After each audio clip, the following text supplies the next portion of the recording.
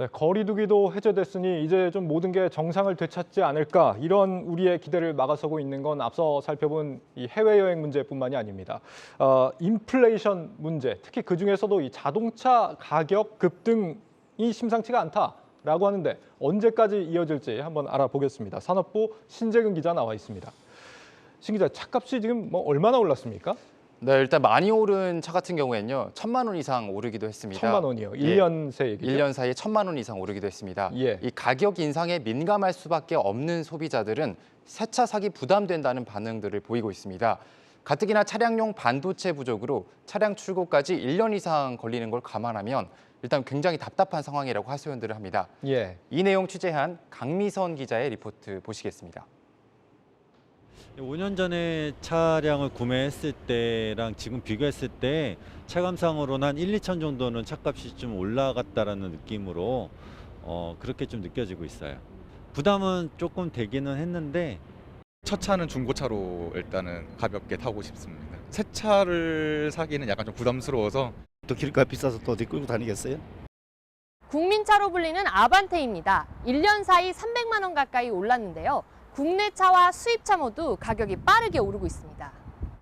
기아 모하비와 현대 소나타는 100만 원에서 200만 원 가량, 테슬라의 경우 최대 1,500만 원이 올랐습니다. 이달 출시된 현대차 코나 가격도 지난해에 비해 182만 원이나 인상됐습니다. 반도체 수급난과 원자재 값 상승으로 생산 차질을 빚으면서 차값 상승, 카플레이션 현상이 나타나고 있습니다. 매년 연식 변경으로 차값이 1에서 2% 정도 오르는데 올해는 전반적으로 3에서 5%대가량 올랐습니다.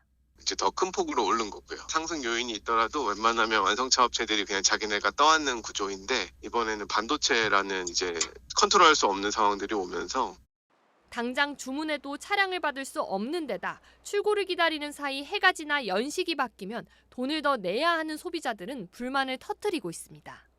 7, 8개월 이상도 기다리다 보니까 필요해서 사는 건데 이게 사는 게 맞는 건가?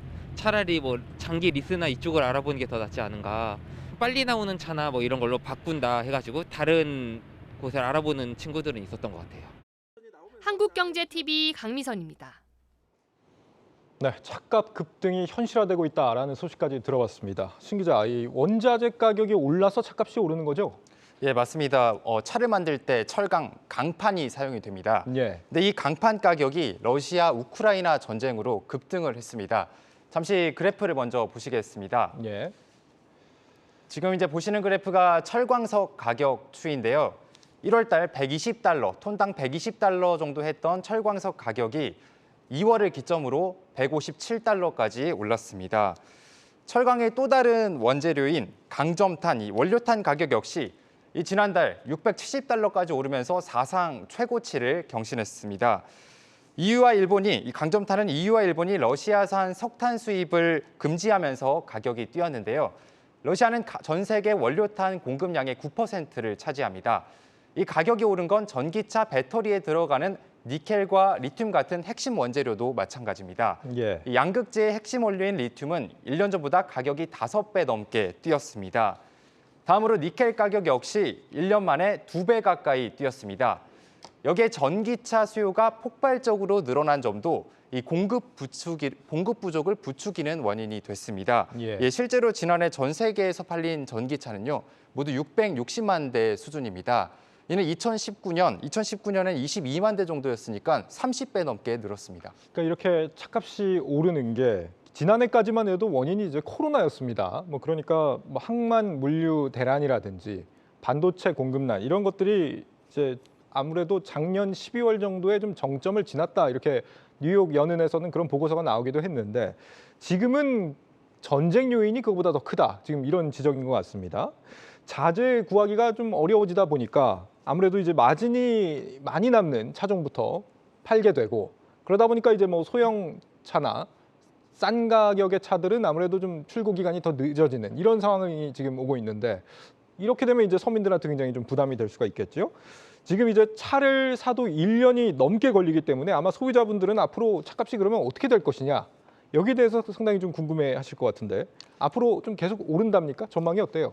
네, 이제 원자재 가격이 지금 일단 앞으로 쉽게 떨어지지 않을 거를 고려하면 당분간 차값 상승세가 이어질 거다 이런 분석이 나옵니다. 예. 또 여기에 차량용 반도체 대란, 이 작년 1월부터 이 소비자들 정말 자동차 메이커들을 괴롭히고 있는데요. 이게 당초 올해 하반기 정도에는 해소되는 것 아니냐 이런 전망들이 나왔는데 2025년까지도 이어질 수 있다는 이 암울한 전망이 나오고 있습니다. 2025년이면 아직도 한 3년이 남은 거네요. 네, 맞습니다. 이게 결국 이 이유는 원자재 가격, 아까 방금 제가 설명해드린 원자재 가격 때문인데요. 예. 이 원자재 가격이 갑자기 큰 폭으로 뛰고 또 구하기 어려워지면서 이 반도체를 만드는 설비에 드는 이 원자재를 또 구하기가 어려워진 겁니다. 예. 그래서 지금 차량용 반도체 대란이 올해가 아니라 2025년까지도 이어질 수 있다는 전망이 나오고 있습니다. 다만 차량 제조사들이 이 가격 인상에 있어서 좀 속도 조절을 할 거란 이 전망이 나오는데요. 왜냐하면 작년부터 계속 가격을 올렸기 때문에 차량을 가격을 섣불리 올렸다가는 소비자들의 이 강한 저항에 부딪힐 수 있기 때문입니다. 예, 인플레이션이 정점이 지났다 이런 시각도 뭐 최근에 일부 나오긴 하는데 전쟁이 끝나야 말이죠. 뭐 팔라듐, 네온 이런 것들은 뭐 거의 절반 이상이 지금 러시아, 우크라이나에서 전 세계 생산량의 절반 이상을 생산하고 있다고 하니까 말이죠. 맞습니다. 알겠습니다. 네. 이 자동차 제조사들 입장에서는 이게 실적에 그러면 어떻게 영향을 줄 걸로 보입니까? 일단은 차량 가격을 올렸기 때문에 이 실적에는 긍정적인 영향을 미칠 거로 예상됩니다. 긍정적이다. 네네. 네. 일단은 소비자들이 계속해서 차량을 구매하려는 이 수요가 있기 때문인데요. 일단 올해 영업이익, 연간 예상 영업이익을 보면요. 현대차와 기아는 올해 영업이익이 2자릿수 넘게 증가할 거로 예상됩니다. 현대차는 지난해보다 영업이익이 10% 이상 늘어난 7조 5천억 원을 기록할 것으로 예상됩니다. 기아는 연간 예상 영업이익이 6조 원으로 20% 가까이 늘어날 거란 전망입니다. 차량 판매 가격 상승으로 이 실적 개선세가 지속되고 있다는 건데요. 원자재 가격 급등으로 비용 상승이 불가피하지만 이 자동차 수요가 강하고 차값 인상이 이루어지면서 차 메이커들의 실적 타격에는 좀 제한적이라는 분석이 나옵니다. 예. 지금 오늘 신 기자의 분석을 들어보면 2025년까지도 이 차값 상황이 나아지지 않을 가능성도 있다라는 얘기인데 오늘 분석 제목하고 해시태그 한번 정리해 봅시다. 네, 차는 안 오르고 가격은 오르고 차는 안 나오고 가격은 오르고 답답한 소비자로 하겠습니다. 예, 알겠습니다. 산업부 신재근 기자였습니다.